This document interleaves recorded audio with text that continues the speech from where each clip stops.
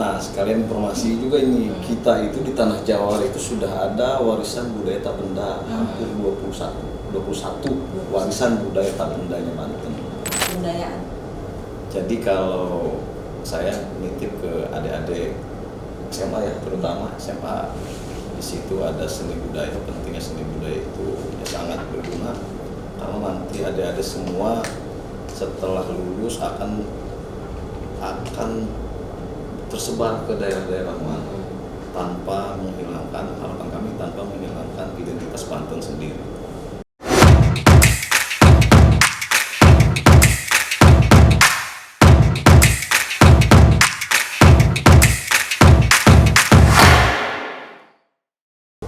Assalamualaikum warahmatullahi wabarakatuh. Bertemu lagi dengan podcast Radar Banten. Sahabat podcast Radar Banten, hari ini saya bersama Kepala Bidang Kebudayaan Dinas Pendidikan dan Kebudayaan Provinsi Banten, Pak Bara Hidayat. Assalamualaikum Pak Bara. Waalaikumsalam. Sehat? Alhamdulillah. Boleh disapa Pak sahabat podcast Radar Banten? Halo sahabat podcast Radar Banten, berjumpa dengan saya Bara Hidayat, Kepala Bidang Kebudayaan Dinas Pendidikan dan Kebudayaan Provinsi Banten. Semoga salam sehat semuanya. Amin. Pak Bara sehat? Alhamdulillah sehat berkat vaksin. Udah divaksin? Sudah awal pertama Provinsi Banten mengadakan vaksin, alhamdulillah sudah 2 kali. 2 kali. Pak Bara, ini kalau ngomongin soal kebudayaan ya, Pak Bara masih muda, pasti punya banyak inovasi di kebudayaan. Sementara orang kadang-kadang melihat kebudayaan itu hal yang kuno, tradisional. Sebenarnya kayak gimana sih kalau kebudayaan di Banten tuh? Ya, sebetulnya sebagaimana kita ketahui Banten itu banyak kebudayaan. Banyak sekali kebudayaan yang memang ada di Provinsi Banten dari zaman Kesultanan juga masih ada. Tradisi-tradisi lokal yang zaman Kesultanan ada yang masih bertahan sampai sekarang. Nah, karena fungsinya ada kebudayaan ya, saya itu hanya melestarikan, pengembangan dan pemanfaatan kebudayaan. Kalau melihat kebudayaan secara luas memang luas sekali.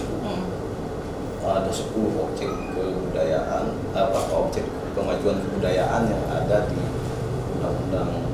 Banyak sekali, ada ritus, terus permainan tradisional, sampai seni, macam-macam segala macam. Nah ini kan PR ya, Ya. Di saat ini. Kalau melihat kondisi sekarang di kebudayaan, khususnya Dinas Pendidikan Kebudayaan, memang banyak PR sekali. Pertama dari perda-perda juga kita dulu. Informasi ini, sebagai informasi saja, kita memang kekurangan perda objek kemajuan kebudayaan. Alhamdulillah dari Bapak Dewan kemarin baru disusun perda cagar budaya. Alhamdulillah naskah akademiknya sudah masuk mungkin tahun depan dan berbarengan dengan perda bahasa lokal. Mungkin inisiatif Dewan itu akan. Nah, tadi barusan saya ditelepon oleh tim ahlinya Dewan Komisi 5 bahwa ke depan harus ada perda objek kemajuan kebudayaan, OPK disebut, ada 10. Mudah-mudahan kalau perda itu sudah terbuat, program kerjanya jelas, itu mudah-mudahan. Nah kalau saya sendiri nih Pak, kalau soal ngomongin kebudayaan Banten kan banyak. Terus kita juga kadang-kadang anak-anak zaman sekarang kan nggak tahu tuh apa tuh kebudayaan, terus warisan budaya, tahun benda, apalah itu. Nah itu gimana tuh cara dari Dinas Pendidikan sendiri buat mempublikasikan kepada mereka, mensosialisasikan? Nah, sekalian informasi juga ini, kita itu di Tanah Jawara itu sudah ada warisan budaya tak benda hampir 21 warisan budaya tak bendanya Banten. Di dalamnya itu ya ada debus, ada rampak beduk, itu dari seni pertunjukan, ada dari seni benda, dari benda itu kayak golok ciomas, terus pagelaran pekcun, terakhir pekcun tuh. Nah, itu juga sudah menjadi warisan budaya tak benda. Fungsi kita itu melestarikan agar anak didik kita, karena kebudayaan ada di Dinas Pendidikan, mengetahui itu dan memahami. Kalau bisa melakukan tari-tari sepanjang itu. Nah, gimana itu cara? Nah, kita alhamdulillah di Banten sudah ada Pergub nomor 15 15 tahun 2014 tentang muatan lokal. Muatan lokal ini harus dilaksanakan di tingkat SMA, SMK, dan SKH khusus itu atau sederajat. Itu harus dilaksanakan muatan lokal ada 3. Yang pertama Pancasila, rampak bedug, dan membatik. Itu PR besarnya kebudayaan sekarang agar di SMA itu sekolah-sekolah melaksanakan itu. Gurunya itu bertanggung jawab, gurunya itu berseni dan budaya. Kemarin alhamdulillah kita sudah melakukan pelatihan terhadap guru seni budaya. Kemarin itu ada, kalau bisa medsos di Dindikduk, ada lagi belajar bedug. Jadi seni budaya dilatih. Jadi guru-gurunya dilatih dulu sebelum ngajarin anak-anak siswa. Nah, ke depan kita harus tambah itu, jangan 3 saja. Karena kita warisan budaya tak bendanya udah 21. Itu tahun 2004. Mudah-mudahan 2022 ini kita tambah minimal ya 3 lagi, karena memang harus ada kajian lagi. Meskipun sudah di warisan budaya tak benda, tapi kan ini mana yang cocok buat anak didik kita. Alhamdulillah di Banten hanya membatik ini yang mandek nih. Kenapa? Ya karena mungkin alatnya segala macam. Membatik, padahal nanti ya ke depan kita diskusikan juga buat program kembali untuk membatik khusus. Kalau orang Pak Bedug Pencaksilat juara nasional ya. Orang kita, orang Banten, anak sekolah juara 1, juara 2 coba dari Banten. Kalau pencaksilat kan di daerah lain ada. Ada. Rampak bedug? Rampak bedug juga ada sih kalau di daerah lain. Yang membedakan antara pencaksilat di Banten sama yang lain? Oh sama, isi kan bernomor isi. Kita ada memang ciri khas sendiri, hanya kategorinya apa, atau perorangan, atau bergu, itu aja. Di kita kan ada cimande segala macam. Kan kadang-kadang ya kalau anak-anak zaman sekarang mau tahu soal kebudayaan kayak tadi pencaksilat, rampak bedug, ukruk, dan lain-lain itu, kadang mereka menganggapnya itu kayak tradisional. Nah ini PR bagi Dindik nggak buat mengembangkan supaya diminati sama anak muda? Itu PR sangat dipikirkan oleh kita, bahwa itu merupakan PR kita bersama sebetulnya. Kalau melihat kalau kami kan bekerja atas dasar isu strategis. Di Perda 7 tahun 2017 itu tentang RPJMD kita itu ada isu-isu strategis. Kebudayaan itu cuma 2 Pak isunya. Yang pertama, tidak ada kegiatan event di masyarakat adat. 1. Yang kedua, tidak adanya pembinaan sanggar. Nah, sekarang diskusi, coba isu pertama nih, tidak adanya event kegiatan masyarakat adat. Ada nggak sebetulnya? Ada. Kenapa sampai isu strategis itu muncul? Kenapa coba? Harusnya kita ekspos itu. Judulnya itu di isu strategis itu masyarakat adat. Masyarakat adat, kalau kita masyarakat adat berarti ada di Baduy, ada di Kaulatan Banten Kidul. Itu semua mereka segi kehidupannya penuh dengan tradisi lokal. Mau menanam padi, kemarin serentakun, itu semua ada. Cuma kita ya tentunya pemerintah juga pengen ada dukungan dari masyarakat itu agar dipublis, disampaikan kepada masyarakat Banten bahwa ternyata ada event-event masyarakat adat itu untuk menjawab isu pertama. Nah yang kedua, memang kami akui tidak ada pembinaan sanggar. Tahun 2020 0%. Padahal sanggar di Banten banyak. Sanggar di Banten itu 1.382 yang terdata oleh kami. Nah untuk menjawab, alhamdulillah 2021 ini sedikit untuk ke sanggar, tapi yang minimal ada. Nah ke depan kami punya program tuh. Insya Allah 2022 tinggal ketok palu saja.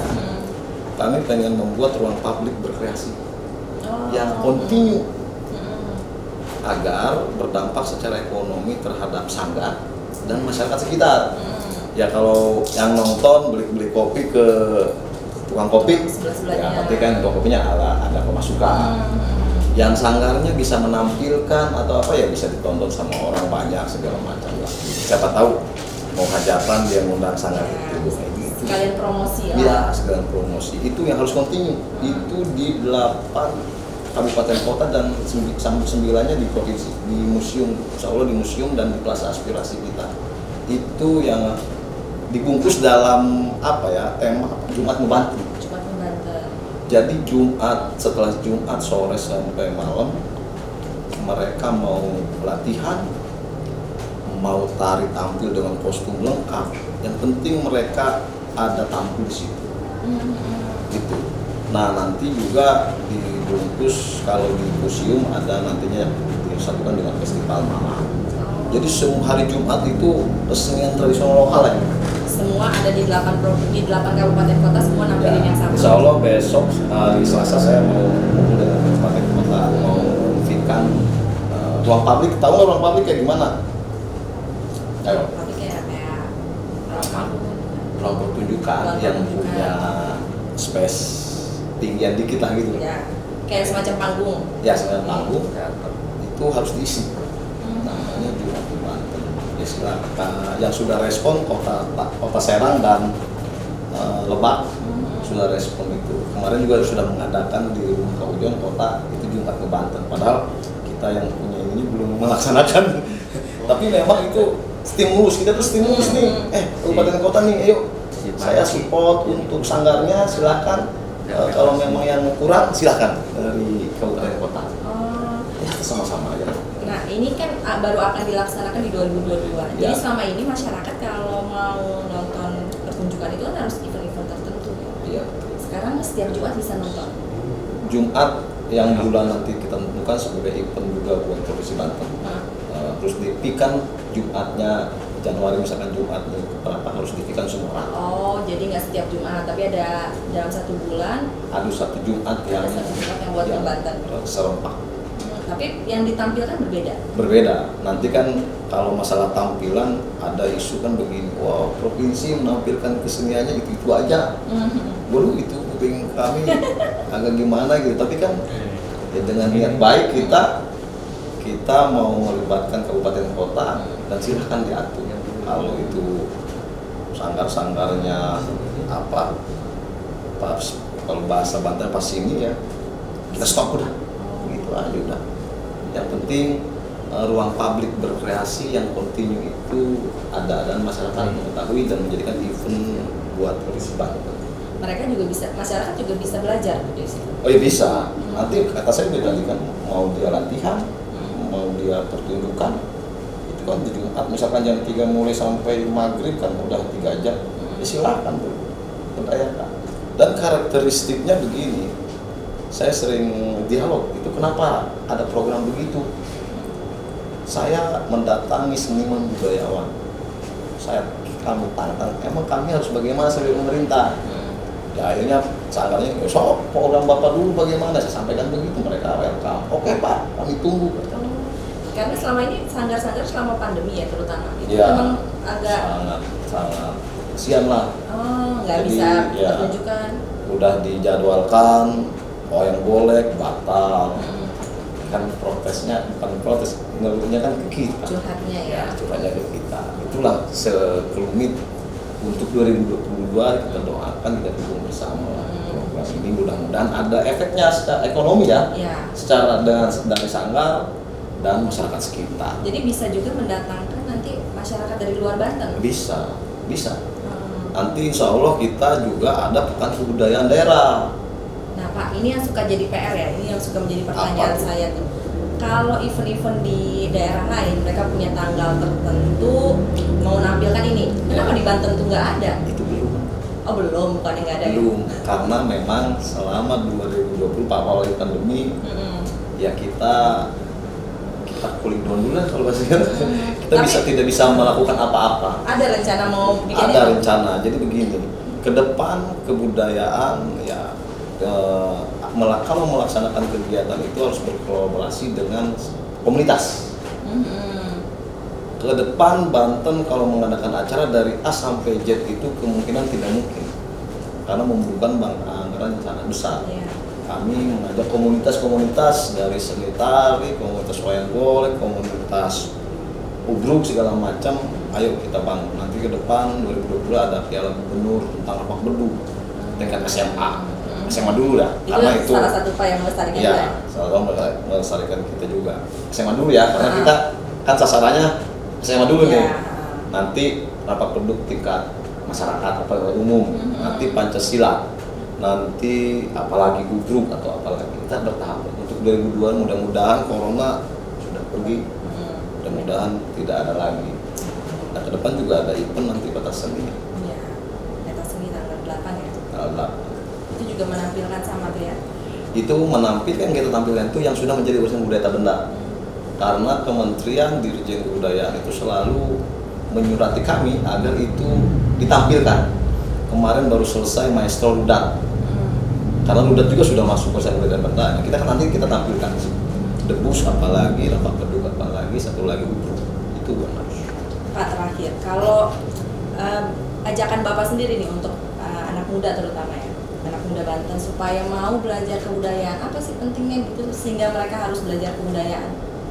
Jadi kalau saya nitip ke adik-adik SMA ya, terutama SMA, di situ ada seni budaya. Pentingnya seni budaya itu ya sangat berguna karena nanti adik-adik semua setelah lulus akan tersebar ke daerah-daerah mana tanpa menghilangkan, harapan kami tanpa menghilangkan identitas Banten sendiri.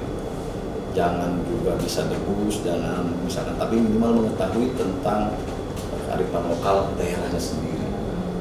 Kapan lagi kalau bukan adik-adik, takutnya punah, debus nggak ada penerus, kan lucu.